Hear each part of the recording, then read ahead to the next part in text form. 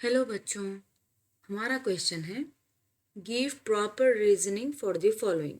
A, acidified potassium dichromate paper on being expose to sulphur dioxide turns green. B है iodide salts liberate iodine on addition of chlorine water. HgCl2 and SnCl2 cannot exist as such if present together in an aqueous solution। चलिए solve करते हैं one by one. We have to give, हमें reason देना है। तो reason देना है तो पहले हम क्या करेंगे, क्या इक्वेशन हो रही है, क्या रिएक्शन है, हम वो समझ के पहले रिएक्शंस को लिखेंगे, फिर उन्हें उसके हम रीजंस देंगे। ठीक है, चलिए फर्स्ट हम लेते हैं a equation. Acidified potassium dichromate, potassium dichromate जो है हमारा K2Cr2O7 है, तो उसे क्या दिया है, on exposure to sulphur dioxide. तो सल्फर डाइऑक्साइड के साथ हम इसे जब एक्सपोज करते हैं, हम ले रहे हैं यहाँ पे सल्फर डाइऑक्साइड, हम ले रहे हैं एसिडिफाइड पोटेशियम परमैंगनेट, तो हम लिखेंगे यहाँ पे H2SO4। तो ये कन्वर्ट हो रहा है ग्रीन सोल्यूशन में। ग्रीन सोल्यूशन का मतलब यहाँ पे पोटेशियम डाइक्रोमेट जो हमारा है सल्फर डाइऑक्साइड के साथ रिएक्ट करने के बाद वो कन्वर्ट हो जाएगा क्रोमिक सल्फेट में। क्रोमिक सल्फेट जो है हमारा वो है Cr2SO4 टेकन थ्राइस, जो कि देता है ग्रीन सोल्यूशन। प्लस यहाँ पे पोटेशियम है, वो भी सल्फर डाइऑक्साइड के साथ रिएक्ट करेगा, तो पोटेशियम सल्फेट में कन्वर्ट हो जाएगा। उसके साथ ही रहेंगे वाटर मॉलिक्यूल्स। तो ये हमारी इक्वेशन है। अब हम समझेंगे इक्वेशन में यहाँ पे क्या हो रहा है। अगर हम ले रहे हैं यहाँ पे इनके ऑक्सीडेशन नंबर्स, अगर हम बैलेंस करेंगे तो यहाँ पे 3 सल्फर डाइऑक्साइड रहेगा, क्योंकि यहाँ पे हम 3 + 4 हो जा रहे हैं। तो इक्वेशन हमारी यहाँ पे बैलेंस हो गई है। ठीक है, अब हम क्या करेंगे, हम यहाँ पे समझेंगे कि एक्चुअल हो क्या रहा है। पोटेशियम डाइक्रोमेट हम जब ले रहे हैं यहाँ पे उसका ऑक्सीडेशन स्टेट हम अगर लेते हैं तो यहाँ पे इसका ऑक्सीडेशन स्टेट +6 है, और ये कन्वर्ट हो रहा है ग्रीन सोल्यूशन में जहाँ पे उसका ऑक्सीडेशन स्टेट +3 है। तो ये क्या है, रिडक्शन है। तो हम बोलेंगे पोटेशियम डाइक्रोमेट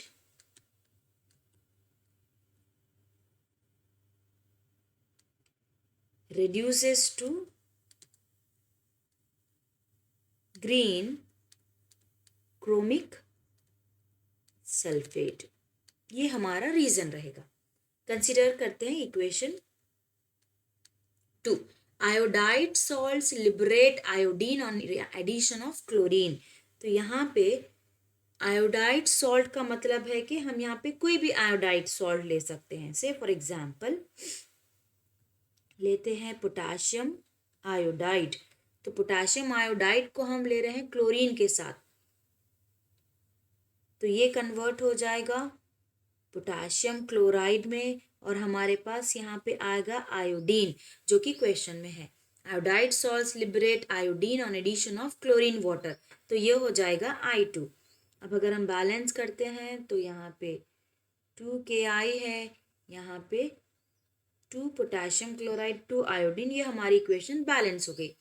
अब अगर हम यहाँ पे देखते हैं तो ये हो जा रहा है आयोडाइड सॉल्ट जो है हमारे यहाँ पे आयोडाइड का, अगर हम आयोडीन का अगर ऑक्सीडेशन स्टेट कंपेयर करते हैं तो यहाँ पे है -1 आयोडाइड, और यहाँ पे हो रहा है आयोडीन जो कि 0 है। तो हम बोलेंगे iodide salts are oxidised. Correct, हम बोलेंगे आयोडाइड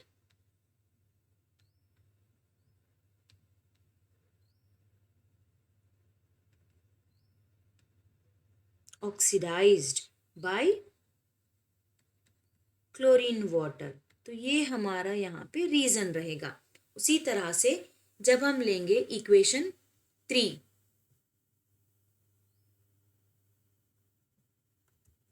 इक्वेशन 3 हम जब लेंगे इक्वेशन 3 हमारी यहाँ पे है कि HgCl2 SnCl2 cannot exist as such, correct. तो अगर हम इक्वेशन लिख रहे हैं HgCl2 SnCl2, इन दोनों की इक्वेशन अगर हम लेंगे तो यहाँ पे SnCl2 कन्वर्ट हो जाएगा SnCl4 में, उसके साथ रहेगा यहाँ पे Hg2Cl2, इसमें कन्वर्ट हो जाएगा, जो कि एक वाइट प्रेसिपिटेट के फॉर्म में रहेगा। तो इसको जब हम लेंगे SnCl2 के साथ तो ये कन्वर्ट हो जाएगा Hg प्लस हमारे पास यहाँ पे रहेगा